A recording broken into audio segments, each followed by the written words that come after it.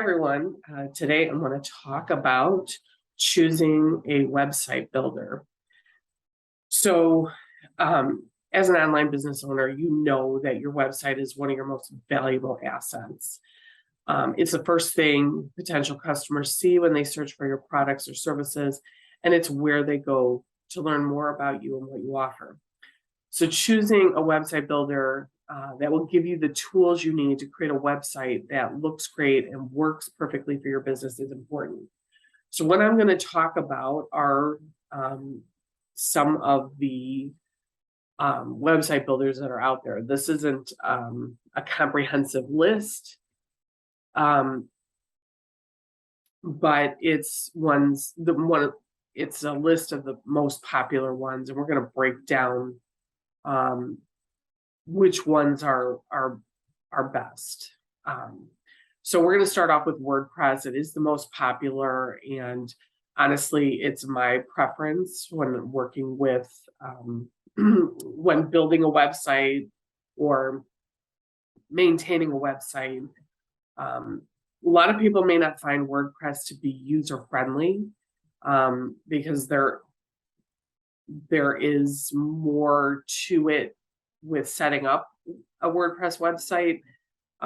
You have to have a separate hosting company. So think GoDaddy or Bluehost, or the one I recommend is SiteGround.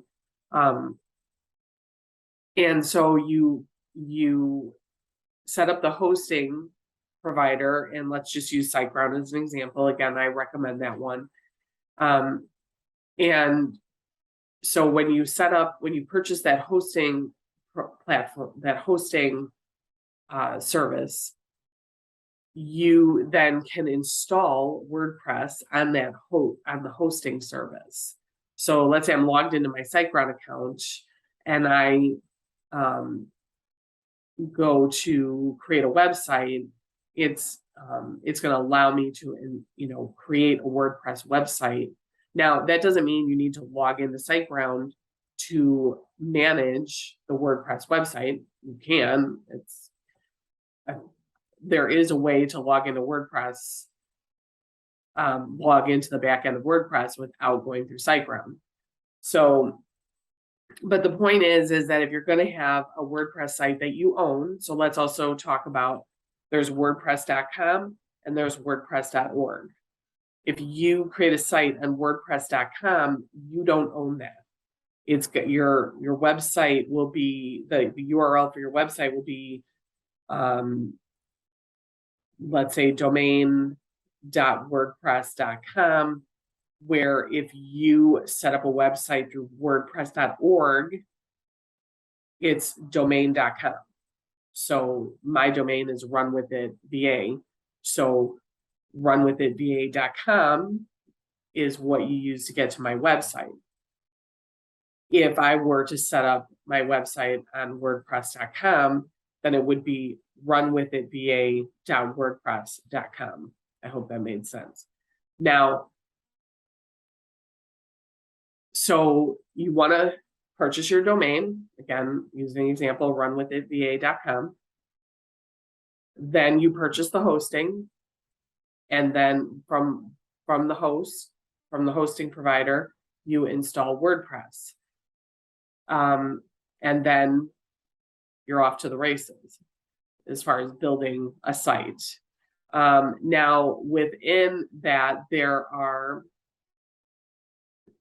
page builders that you can purchase to use with WordPress. And I know this sounds complicated, but once you have it set up, it's really not. Once you get past that initial hurdle of getting the website created, building it is not as hard, and then maintaining it is not as hard either.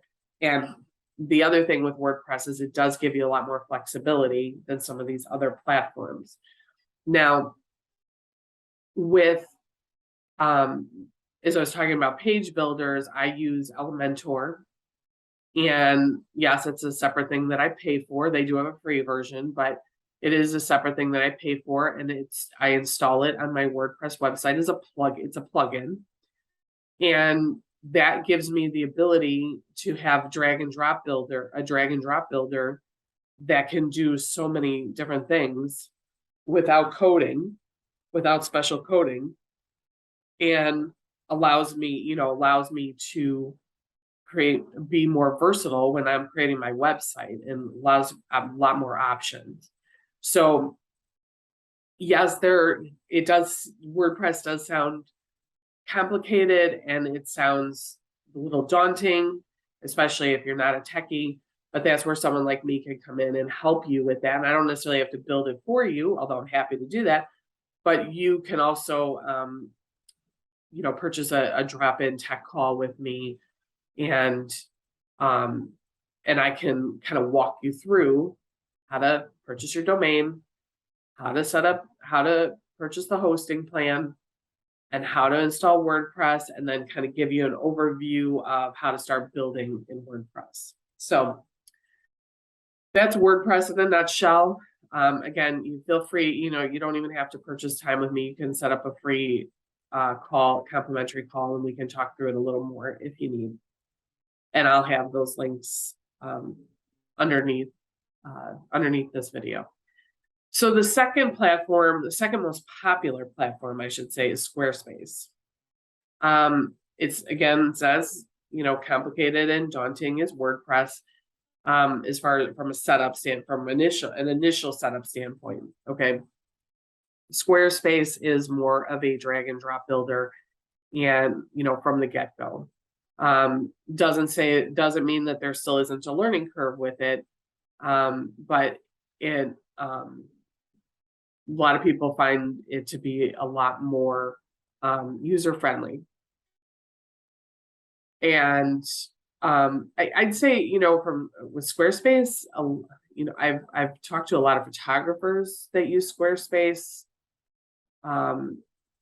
And it's not to say that it's only for photographers. It's not, but that seems to be the go-to for photographers is Squarespace. So you can check that out too. The other two that I'm going to talk about here, Wix and Weebly, they are two different systems, but they're kind of the same thing. They have the same functionality, depending on how much you're willing to pay for each of those will dictate how much flexibility you get with them.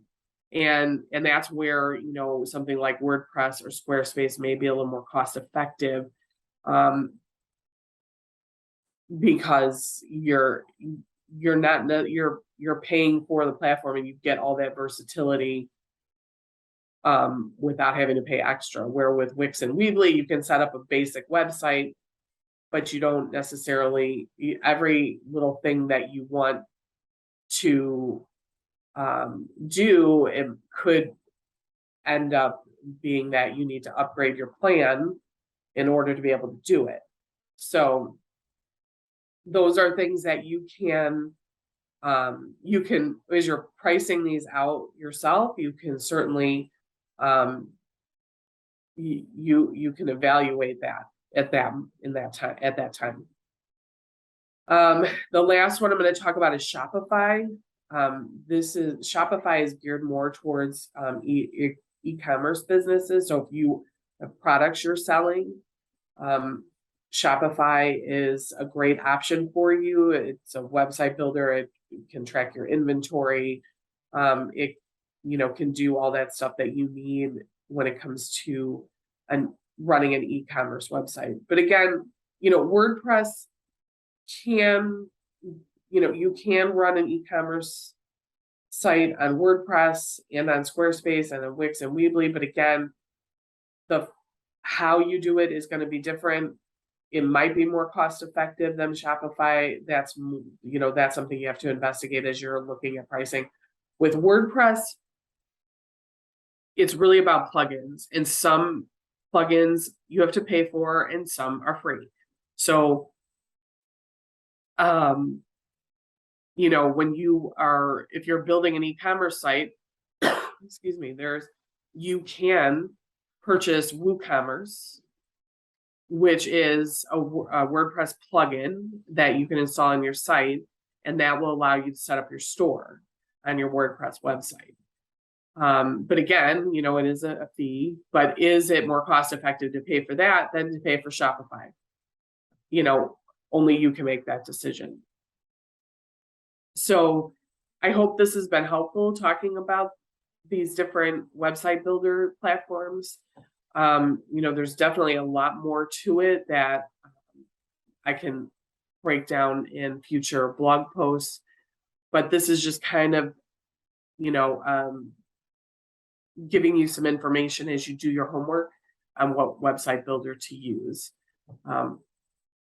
So just, you know, keep in mind that, you know, your website is a valuable investment for your business. It's the foundation of your online presence, and it's where you're creating lasting first impressions with potential customers. If you're looking for a platform that will give you the tools you need to create a stunning website that represents your brand well, then click, I'll have the link below where you can click to schedule a complimentary call with me, and we can discuss your needs and which platform I think you should look at for building a website. So anyway, that's that. I hope everyone has a great day, and we'll talk again soon.